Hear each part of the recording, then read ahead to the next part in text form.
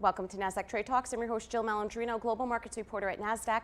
Joining us at the market site in Times Square, New York City, we have Emmanuel Dowdall. He is the head of North America at IDA Ireland with his 2020 EU outlook. How that's going to impact data flows and regulation as the Brexit conversation is only 2.5 weeks away. It's great to have you back with us at market site. As always, Brexit Day coming up January 31st. This is the big day. Yes, it is.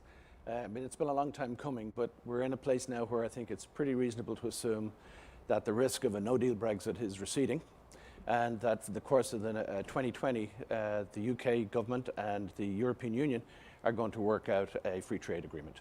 Do you think it will go through relatively smooth, or is there a lot of wrinkles to iron out there? There's a lot of detail. I mean, there is an awful lot of detail. I mean, first and foremost, it has to clear certain hurdles in the UK, and of course then it has to be approved by the European Parliament.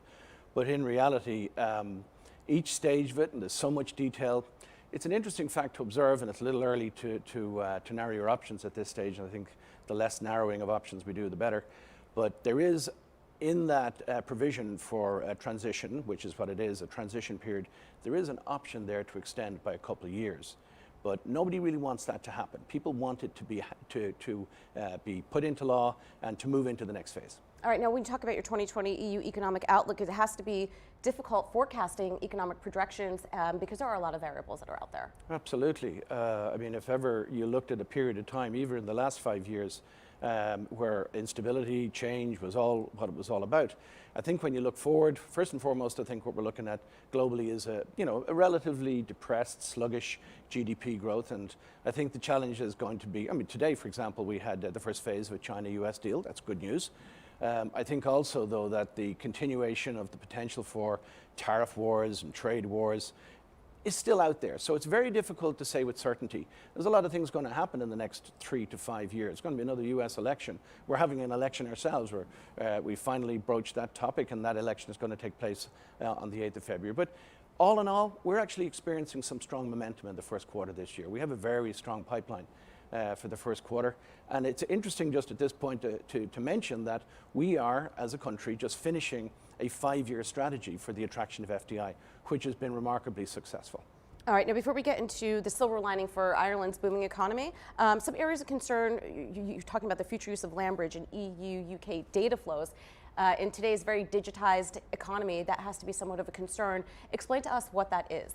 So basically what you're looking at is a country that is taking itself outside the European Union and is going to make it a requirement for those operating from within that country, the UK, to comply with the European regulations. So on the one hand, what you have is a decision to where to plan your next phase of expansion. And if you're going to do that, you want to do it with reasonable certainty. So when you're looking at regulatory issues such as data protection, the GDPR, you have to make sure that you're going to not unnecessarily incorporate or import unnecessary additional costs in the process of trying to comply with the EU regulations.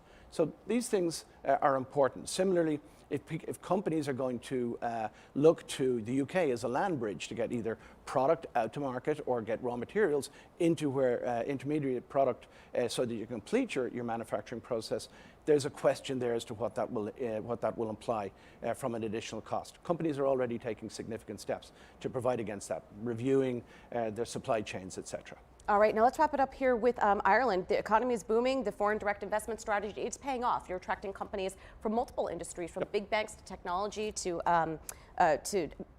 medical companies. Let's hear more about that. GDP expectations, some of the companies that are making investments.